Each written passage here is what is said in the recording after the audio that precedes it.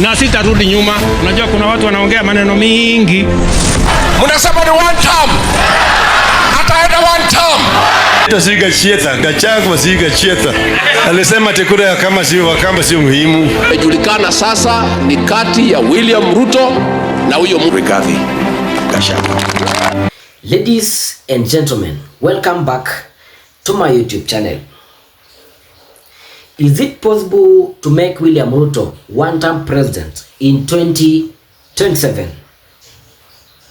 Is there a possibility that the united opposition will produce one candidate to face William Ruto in 2027?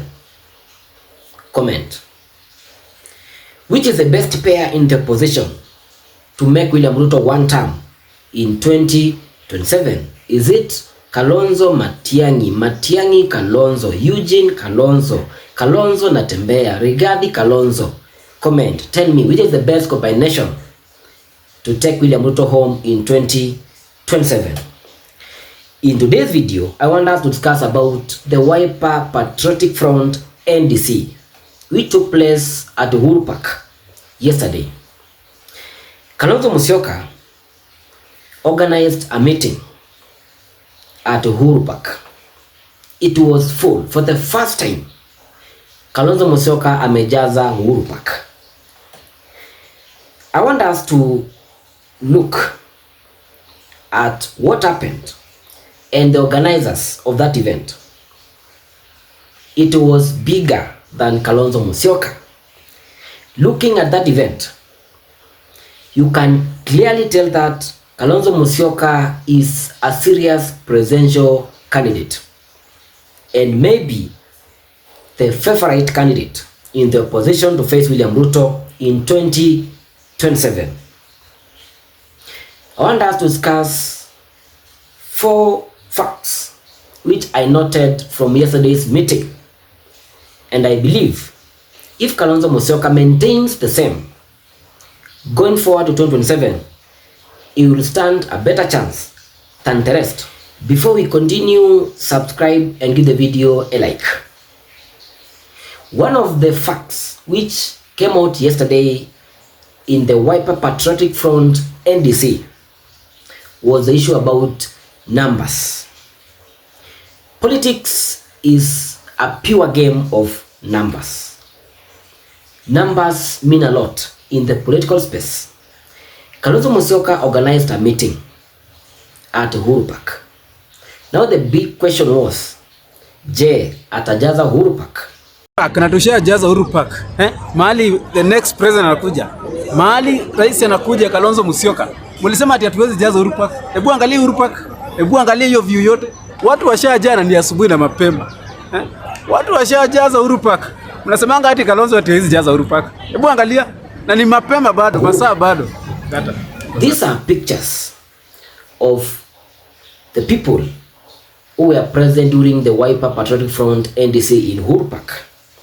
Unaona imejaa. So Kalonzo Musyoka attracted crowds just like Raila Amolo Odinga. Raila Odinga has held several meetings and several NDCs of the ODM party in Kasarani, in Uhuru Park, Nyayo Stadium and the like. Na ikajaa. For the start, Kalonzo Musyoka has been unveiled as the Wiper Patriotic Front presidential candidate at Uhuru Park, ikiwa imejaa. The next, or maybe I'm just giving my own prediction. In the near future, the united opposition will be holding a meeting at Kasarani, and Kalonzo Musyoka will be unveiled as the united opposition presidential candidate, because from what I saw yesterday and the big numbers, that's a reflection. If Rigathi Gachagua backs Kalonzo Musyoka, if Matiang'i will back Kalonzo Musyoka, if George Natembea from the Western region and the DAP party will back Kalonzo Musyoka's presidential ambitions, then there are chances that William Ruto might be one-term president, considering that Kalonzo stood with Raila Amolo Odinga in 2013, 2017, and even in 2022 when he was not even offered the running mate slot. There are some people in the Luo community, to be exact, because that is where Raila Amolo Odinga has a strong support base. Some people believe that Kalonzo Musyoka has stood with them and it is payback times.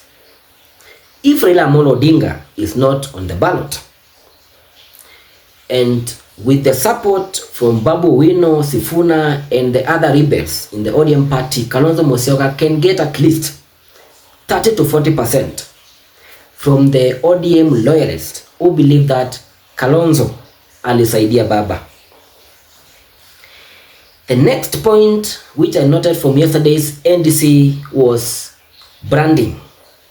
Jana Uhuru Park ilikuwa blue. Any serious presidential candidate must always work on the branding. If you checked well on William Ruto's campaigns in the 2022 general election, ilikuwa yellow, yellow, yellow, and for Azimio it was blue. Yesterday, Wiper Party tried their best to brand Uhuru Park, and in the eyes of Kenyans, Kalonzo Musyoka and the Wiper Patriotic Front is becoming now a visible party, and in that case, a tough competitor in the opposition in getting the presidential slot. The Wiper Patriotic Front, going forward, is going to be one of the determinant pillars in the opposition in the fight to make William Ruto one term in 2027. Number 3, I'm going to discuss about the united opposition members present. It is believed that after Raila Amolo Odinga joined William Ruto, it is when Rigathi Gachagwa's impeachment was realized. William Ruto was able to gather the UDA numbers plus the ODM numbers, and that way 2/3 was achieved, and Rigathi Gachagua was impeached. Rigathi then now joined the opposition.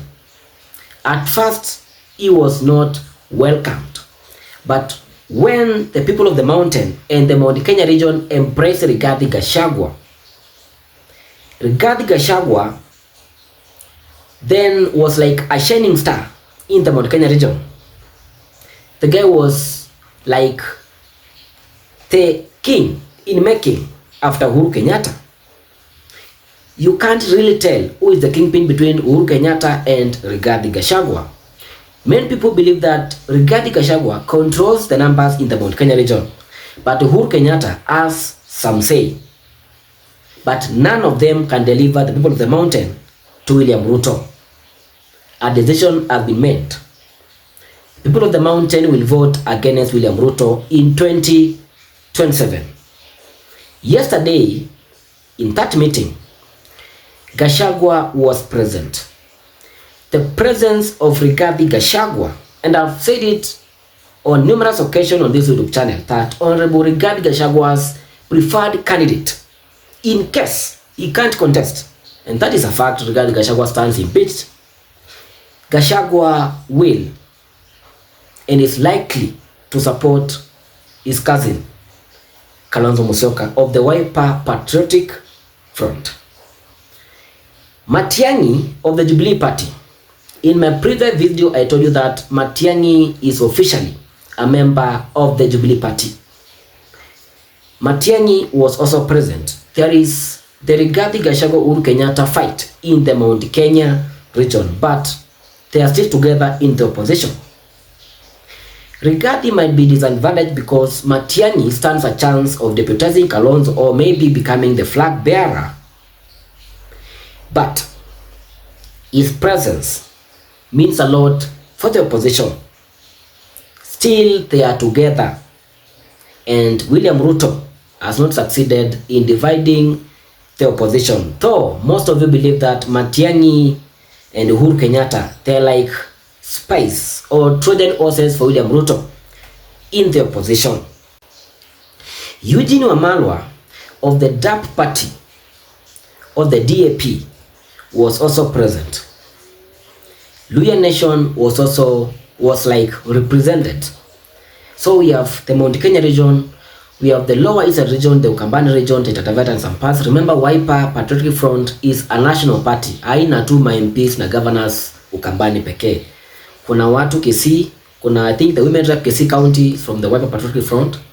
We have somebody from Taveta, others in the coastal region. We have several MPs and MCS in Nairobi County. Now, with Matiang'i's presence, plus Rigathi Gachagua, that locks the mountain. Because anybody in the mountain believes that Rigathi Gachagua stands a better chance to give a direction. But there are those who believe that Uhuru Kenyatta told us that William Ruto was a bad person, but we listened to Gachagua and went and voted William Ruto. But unlikely for Uhuru Kenyatta, the person who is supported, Raila Amolo Odinga, is working with William Ruto. So hapo ni draw. But if they remain together in the opposition, one term can be realized. My fourth point, which is going to be the last but not the least, is Kalonzo Musyoka's speech. Speech delivery. I have also mentioned about the same, that people around Kalonzo Musyoka, or the, what do we call them, those dignitaries around the former vice president, have not been advising him rightly. There are some words which click well with Kenyans and ought to be mentioned in any meeting. Kalonzo's speech yesterday was touching and appealing. And bounds. And together with our partners in the, we don't want to call ourselves at a united opposition. This is a government in waiting. This is a government in waiting. And I can tell you, if he continues like that and with that energy, Kenyans will see him as more of a match of the president. And having served with Mwai Kibaki from 2008 to 2013, the time when Kenyans feel we were liberated and our economy was doing well, then Kalonzo can get or can gain the trust of Kenyans. And in 2027, he can be voted in as the 6th president of the Republic of Kenya. What's your take? Express your opinion in the comments. Give the video a like and remember to subscribe. Thank you for always tuning in.